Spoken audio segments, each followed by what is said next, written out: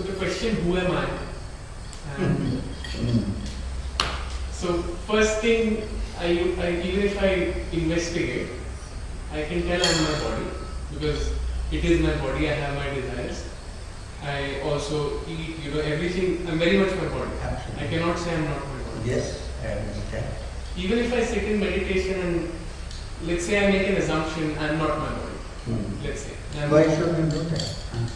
That is another thing. Because that is what Okay. path maybe prescribes. There are techniques that are spoken of that you say I'm not my body, I'm not my mind, and you move on from there. But experientially, this is not the case. Correct. So experientially, how do you investigate the question, who am I?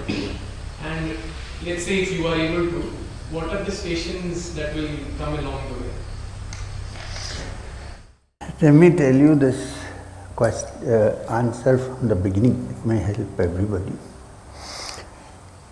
The first time this word who, not who am I, but who, occurred 2000 years ago in the Kena Upanishad. The Kena Upanishad asked a question, who is behind everything? Not who am I. Kinesitam patitam prasidam manaha kena prana prathama praiti yuktaha kenesitam vacham imam vadanti chakshut chotram kaudeva yunakti. This question was asked. Keno in Sanskrit means who. So who is not exactly an identity crisis that has gone on for 2000 years. It's a basic question of who. It could have been what, but it is not what, it is who, because this who is assumed to be conscious being. If it is not conscious, then you should have asked the question what. So keno means who. Now, so therefore, this question was asked, who is behind the first bubble of thought that appeared in the mind? Kenesitam patati prasitam mana. I am giving you a straightforward translation. Kena prana prathama. What was the first movement in the life? I mean, where did it come from first? Where did it start? What was the first bubble? Kena prana prathama prati. Keneshitam vacham imam vadanti. How did words develop? And who said the first word which had a meaning? Animals don't speak in words, they make noises. Who first spoke? A word which had a meaning and which could be communicated, which means who is the origin of language, that's what it means. Chakshu chotram, the eyes and the ears, kaudeva yunati. When I say I see, who is seeing? When I say I hear, who is hearing? Now, in the last two, it becomes quite personal, because it refers to me seeing and to me hearing. But the other two before that are not personal. They are a universal question. Who is behind the first movement of prana? Who is behind the first thought? So these are not specific to a human being. These are general. Last two, when I hear, who hears, and when I see, who sees. This is a personal question. So from that, well, the Upanishad explains in conundrums, which you cannot make out anything, because it says, Shrotrasya shrotram manaso mana vajo vajam saho pranasya prana, which means it is the ear of the ear and the eye of the eye and so on and so forth. It's like asking a question and saying it is this, but not directly, because there is no direct answer to it. So you are asking me a question which has no direct answer. Anyway, we will deal with that. The Upanishad only says Shrotrasya Shrotram, it is the ear of the ear. Manaso Mana is the mind of the mind. Yat Vajoha Vajam, it is the word of the word. So, pranasya prana, it is the prana of the prana. Chakshushat chakshus, the eye of the eye. And Adimuchya Dhira, in ancient times, the brave ones discovered this. Who? Pratyasma lokat amrata bhavanti, and attained immortality. Deathlessness, reached the world of deathlessness, which is not a plane, it's a state. So this is where the whole thing started. Okay. So from that time, people have been asking this question, who? It has also personally and psychologically become an identity crisis. It didn't start with that. When somebody tries to get aggressive with you, and the general question is, who the hell do you think you are?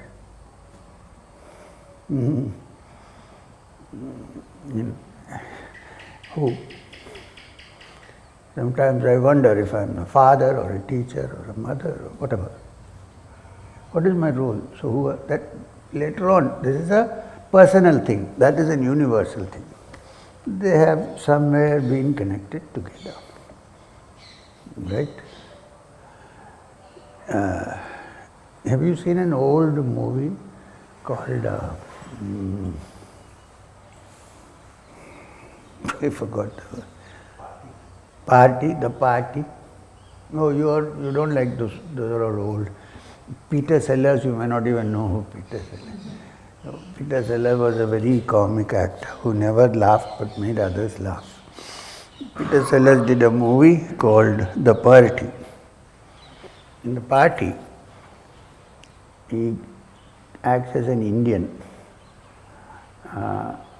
in the United States. And he is invited to a big party. And he wants to pee very badly, but he doesn't know where to pee because all the rooms look same. So he opens many doors and can't find where to pee. He's looking for a hole, there is no hole. Then finally he breaks into a room where a huge big American is having fun with a huge big American girl. And naturally he gets very angry, you see. So he catches him by the collar and takes him, small Peter Sellers, takes him near the face and says, who the hell do you think you are? Peter Sellers says, in India we don't think who we are, we know who we are. It's a joke.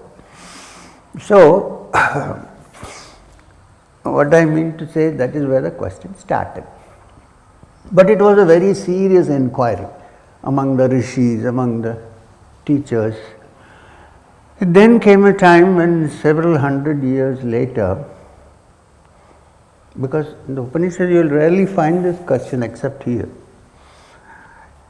Several years, a boy was born in the south who did not do any sadhana that we know of,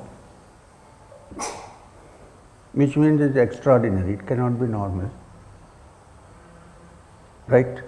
It has to be either because of his past birth influences, or in the West he would have been sent to a lunatic asylum. So anyway, so this boy, when he was 15 years old, he had nothing, he had not read anything, scriptures, he was born in a South Indian Brahmin family in Madurai. And one night when he was sleeping, he suddenly felt that he was dying. Some people who have anxiety problems also feel that, but it happened in a different way. So he felt he was dying. So when he was dying, he said, okay, I am dying, so I am lying down. So he lay down as a dead body lies down. And then he suddenly found that he was actually alive. The body was lying like a dead body, but he could see the body. He was separate from the body. That set him thinking, if I am not this body, which I am seeing lying down like dead, but I am alive, then who am I? So this who am I got connected to that who. And then it became popular because he became Ramana Maharshi. Right? And then people started imitating him and asking, who am I? They don't know what they are asking actually. If you go to Tiruvannamalai, you will find lots of people sitting with a copy, who am I, who am I? You don't get the answer by repeating, who am I? It's a serious philosophical question, who am I? So in his case, it happened that he actually disassociated. And then it has become a cult. Everybody says, I don't want anything, Kriya, who am I? You don't know who you are, then you need to check your Aadhaar card or your passport. So, this is where this question stems from. Many people ask this question, who am I? You know who you are, right? So, the question therefore is, deeper than that, is there an identity in me who is different? And it can't be found by keeping on asking, who am I? Then it becomes merely a chant. And then it is as good as any other chant. If you chant, I am an elephant. I am an elephant. You don't become an elephant, but you know what I mean. So you have to look at this carefully. See, not get caught in these slogans. Who am I? You get what I am? This must be the first time you are hearing something like this about this. I am telling you out of personal experience. At one time I used to ask myself, who am I? Till they took me to a mental doctor. And then he said, you don't know who you are. Then he said, you have a serious problem. So, here the question of who am I is not something to be repeated or imagined. I can imagine, I am not this body, I am not this mind, I am something else. But it is merely in my thought process. It's not really so. Now, so leave it there, we'll come to another point. I see everything with my eyes. Upanishad doesn't have to say that, I know that. I see everything with my eyes. I cannot see my own eyes. Can I? Except as a reflection in a mirror. You can see my eyes, but I cannot see my own eye. But the very fact that I see everything means I have an eye to see. It's similar to that. When everything is quiet, when the mind is settled down, it's not even asking who am I, then it becomes an activity. When everything is settled down and the mind is quiet, all the vrittis are gone. In that silence, you see that there is still a witness, which can see even without the physical eye. That witness is the real you. So if you ask that question, that is the answer. The pure consciousness, which is the witness to all that is happening internally and out, is your true, in the truest sense of the term, is the core of your being, which is consciousness. But it cannot be found by going on asking, who am I, who am I? Get what I am trying to say? People waste a lot of time and then they want to find a thoughtless state. There is no thoughtless state in the mind, never. It's when you say I am thoughtless, I am thinking. It's not that. When your attention is completely there in something, thought is there, fully there, that you don't even remember that you are thinking about it, then you may call it a state free of the mind. You can't still say thoughtless. So there are many illusions floating, many misunderstandings floating around, and people keep encouraging it. What to do? I think Ramana Maharshi did not intend this to happen. So what do you do in Ramana Ashram when you go? You sit down and ask, who am I? And then when you are not doing that, you go and worship in the Samadhi, the image of Ramana Maharshi, which he never, if he was alive, he would have taken people to task And then because he walked around the mountain, you also walk around. So what? Grieve, because it is easier to do. You see, often it is easier. See, when you are dead and there is a samadhi, people like that better than a living man, because living man asks questions. Samadhi does not ask any questions. Whatever you imagine and put there and think it is there, it is there. We can say, oh, he came and talked to me at night. If you say that about me, I'll say I didn't come. What can the samadhi do? Nothing. So you can take liberties. So it's easier to have such things than to have a living being, because a living person can break your imagination and put you on the proper path. People go and say, I went, all my problems were solved in Sindhi. Sindhi Sai Baba is gone, there is a samadhi there. He doesn't do anything, but I think, I speak to him, he speaks to me. You know what I mean? So I am thinking, when the time appears and when I think I should die, if I think it's about to happen, suppose, and if I can still walk, I'll disappear to a far off place where nobody knows where I am and die. So that they won't put up something and keep on saying, he said do this, he said do that. Even when I am alive, people say, why did you go there? In the dream you came and said.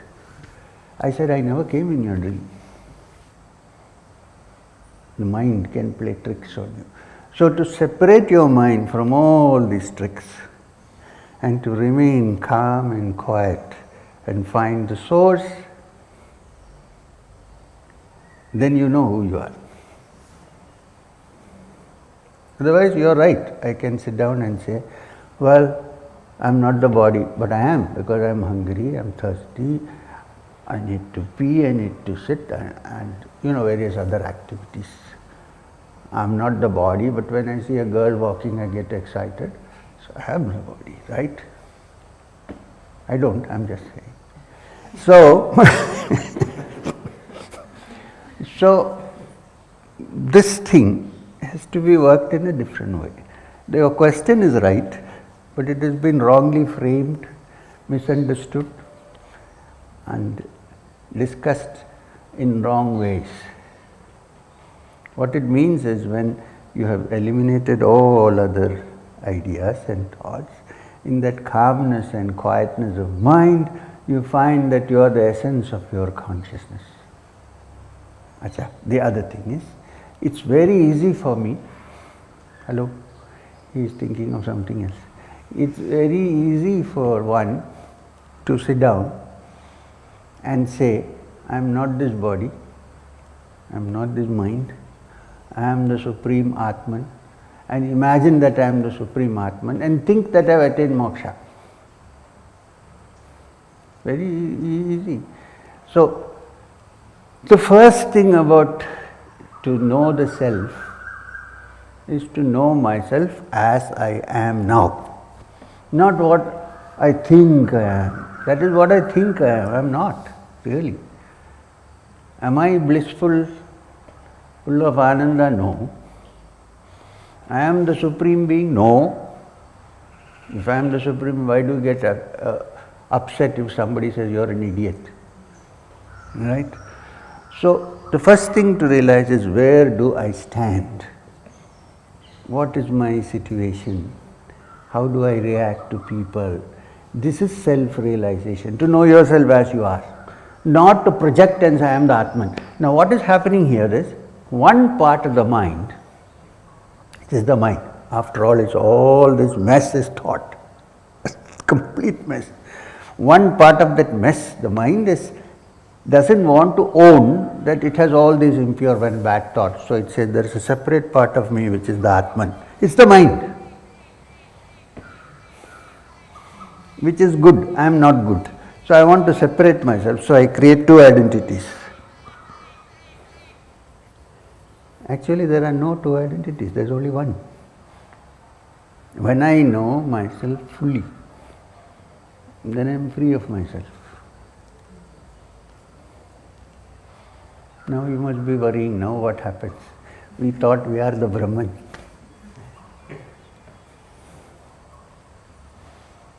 If you are the Brahman, why are you upset? If somebody says something which doesn't fit or suit your theories, why do you feel disturbed? Brahman has no disturbance.